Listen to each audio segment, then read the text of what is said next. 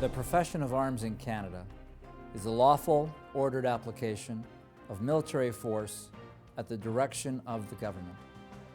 This duty places a great responsibility on the shoulders of all of us as Canadian Forces members, a responsibility that is expected by the people of Canada.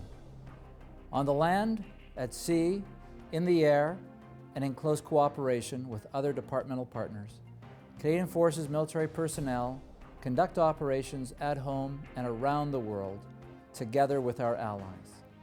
These operations must always be carried out guided by the core Canadian military values of duty, loyalty, integrity, and courage. These are the foundation values of the Canadian Forces military ethos described in detail in this video. Tous les membres de Forces canadiens peuvent être très fiers et inspirés par leurs concitoyens qui ont si bien combattu à vent haut, et ce depuis la formation de la première unité des forces régulières. La bataille de la Crête de Vimy, Passchendaele, Dieppe, le jour J, la bataille d'Angleterre, la bataille d'Atlantique, la guerre de Corée et la guerre froide. Ces guerres, entre autres, nous rappellent le fier héritage que nous ont laissé nos prédécesseurs. Il en est de même lorsqu'on parle de la Bosnie, de la poche de Medak, du Kosovo et des autres opérations de soutien aux Nations Unies. Ces opérations démontrent que nos professionnels militaires canadiens, officiers et membres du rang, continuent de servir avec excellence, dévouement et courage. Afghanistan is the greatest test of our profession and the Canadian Forces since the Korean War. We in the profession of arms are meeting that challenge. The Afghanistan campaign represents an extended conflict which calls forth the highest standards of professionalism. Ceci est la base du leadership professionnel militaire sur lequel nous dirigeons, motivons et permettrons à nos subordonnés d'accomplir leurs tâches. Le leader senior a comme responsabilité additionnelle de développer nos capacités institutionnelles afin d'assurer le succès de la mission. Nous aurons dans le futur d'autres défis dont la forme reste à jamais difficile à prédire ou à anticiper. C'est pourquoi nous devons nous concentrer à préserver notre vocation professionnelle. For my part, as the head of the profession of arms in Canada, I commit to safeguard our profession. I share this important responsibility with my flag and general officers. For your part, as Canadian military professionals, I expect you to always prepare yourself mentally and physically through education, training, experience, and self-development throughout your career. In the final analysis, we will all remember that the essential is clear. We will all perform our duty with honor.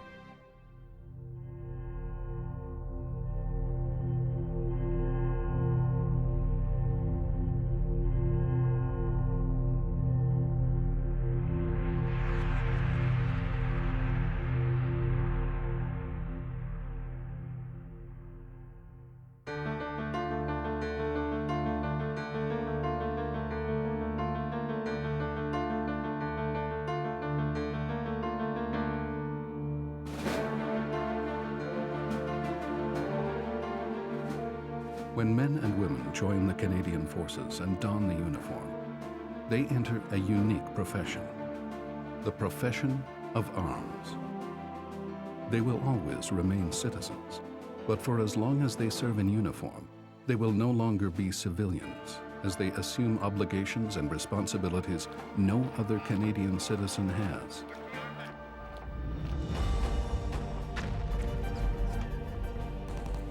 These Canadian men and women have accepted the special trust placed in them by their country and draw inspiration and courage from those who came before them, embracing the military's proud heritage, customs, and traditions.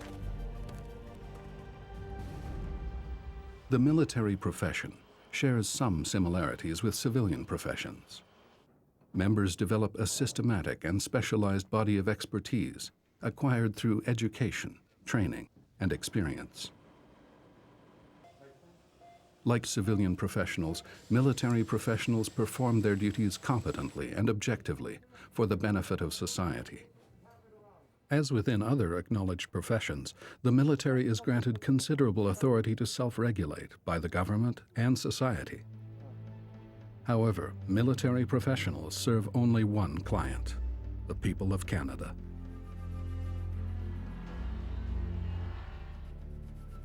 The profession of arms is uniquely distinguished by the concept of service before self. The lawful, ordered application of military force as directed by the Canadian government, and the acceptance that members are subject to being ordered into harm's way in conditions that could lead to the loss of their lives. This calls for the development of outstanding leaders throughout the profession who were able to dominate the battle space. Canadian military professionals perform a wide range of missions and tasks. While maintaining national sovereignty and continental security, the CF is also called upon to assist and protect Canadians in times of natural disaster and emergency. Internationally, the CF supports Canadian foreign policy objectives, such as protecting human rights and alleviating human suffering. Among the CF's particularly difficult and dangerous tasks is intervening in failed states, such as Afghanistan, to promote international stability. We are empowered to use lethal force in the accomplishment of our mission. And sometimes that has to be done, which is, of course, why you need well-trained, well-equipped, well-led, disciplined, fit, and mentally and physically tough soldiers, sailors, and airmen to go overseas and do these types of operations. If you don't, the mission will fail. The results of the mission failing will be potentially horrendous for Canada, and as importantly, those whom we're charged to protect, the weak and the innocent, will lose their lives. The profession of arms is more inclusive than many other professions, as it can only be practiced collectively. Officers and NCMs work shoulder to shoulder, sharing the same risks, burdens, and rewards. This relationship is one of the most sacred in the profession. Its very existence powerfully reflects a common professional identity and produces effective, strong leaders.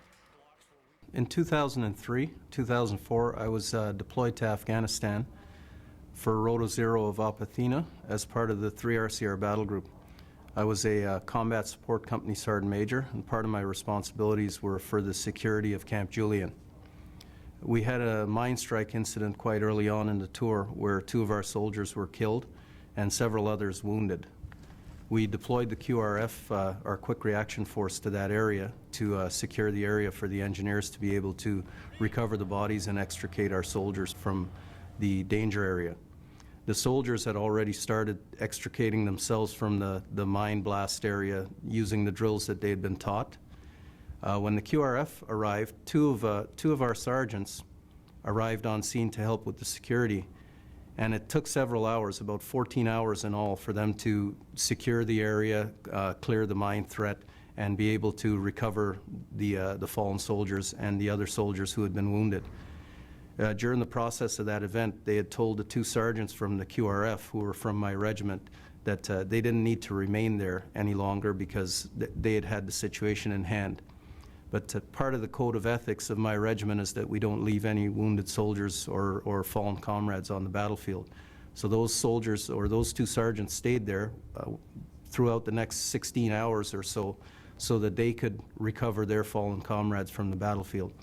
And when I'd heard the story and when we'd done the after-action review, to me it just exemplified the ethics and the professional standards of our NCO Corps. These guys represented to me what's best with our regiment, what's best with the Canadian Forces, and what's best with Canadian society at large. The concept of the military profession is reflected in 4 attributes: responsibility, expertise, identity, and a set of fundamental values and beliefs that constitute the military ethos. This ethos is the spirit that binds the profession together.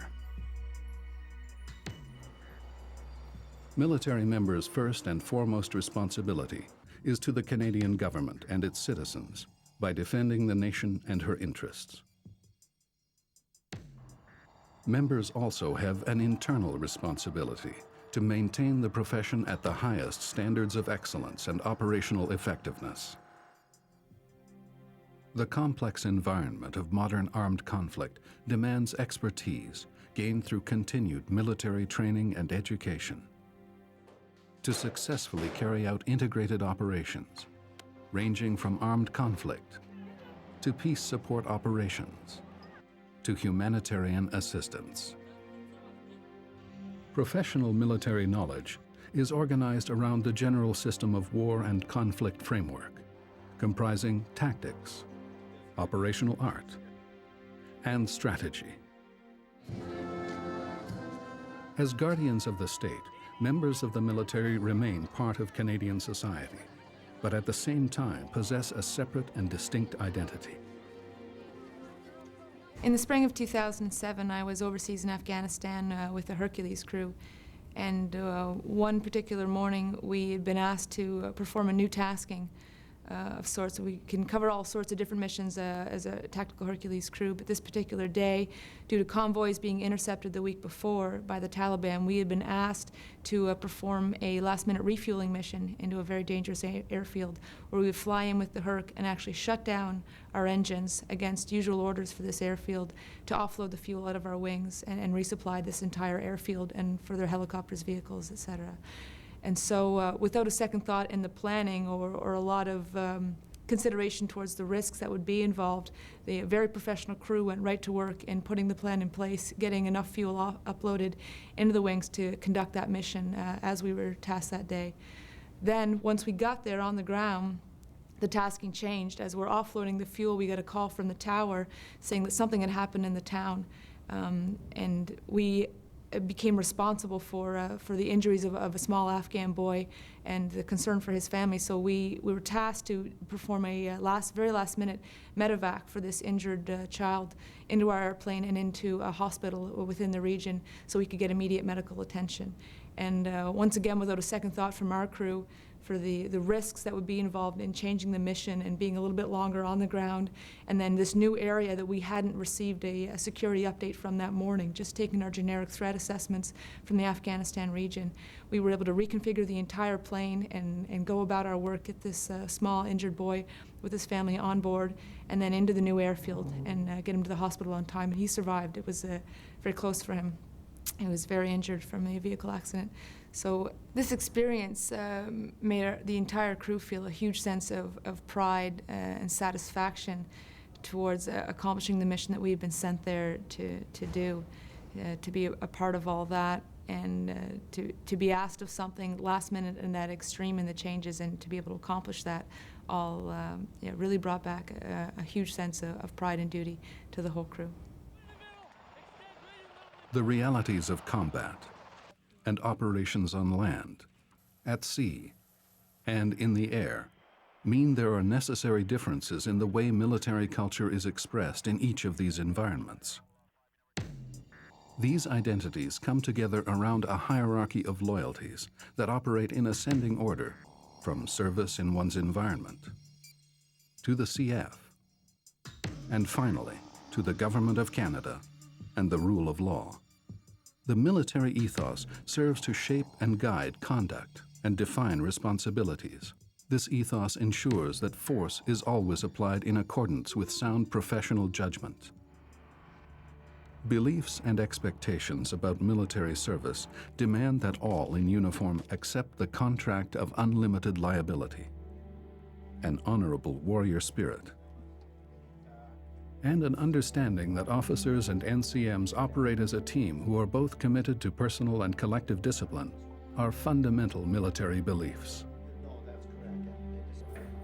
These beliefs are indispensable in sustaining members in environments of fear, fatigue, confusion, and danger. The military ethos also requires that the profession of arms remain strongly linked to Canadian society, as it incorporates fundamental Canadian values, such as the rule of law, democratic principles, and absolute subordination to civil authority. This is particularly evident when senior military staff consult with politicians and civilian officials during the development of national security policies, a core process of a civil-military relationship in a constitutional democracy. At the center of the military ethos are 4 core military values: duty, loyalty, integrity, and courage. A sense of duty drives everything military professionals do. Duty guides their toughest decisions. During the UN support mission in Rwanda, Canadian Hercules crews flew into Kigali Airport, frequently landing and taking off under mortar and small arms fire. Their sense of duty pushed them as they delivered desperately needed humanitarian aid to the Rwandans. When the mission was ordered to be cut from 2,500 to 270 soldiers, General Dallaire basically wanted volunteers to stay on the ground. One evening he called me into his office and he told me that, because I had a wife who was pregnant at home, I had a 3-year-old child, I had a 1-year-old child, that if I wanted to, I could leave. And I told him absolutely not. As long as you're here, I will remain here. And I certainly felt that it was my duty, and I would have felt that I was deserting to have left him regardless of personal considerations. That's one of those few times, or one of those times in your career where you do have to put your family second to the mission. And in this case, it was a life or death situation for him, for the rest of my friends and comrades, for the people in Rwanda who were depending upon us. And that's one where I had to put personal considerations aside and put the mission first.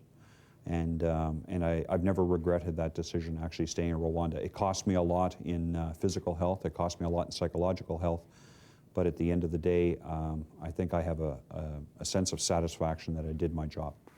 And that's the ultimate reward for a soldier. Military loyalty relates to duty, personal allegiance to Canada, commitment to the rule of law, and devotion to comrades. Loyalty supports members through tough times.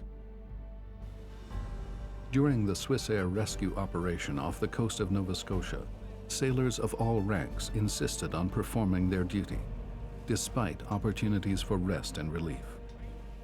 Their loyalty to comrades demanded that all share equally in the emotionally taxing task at hand. Military integrity requires members of Canada's profession of arms to exhibit steadfast commitment to moral principles and obligations.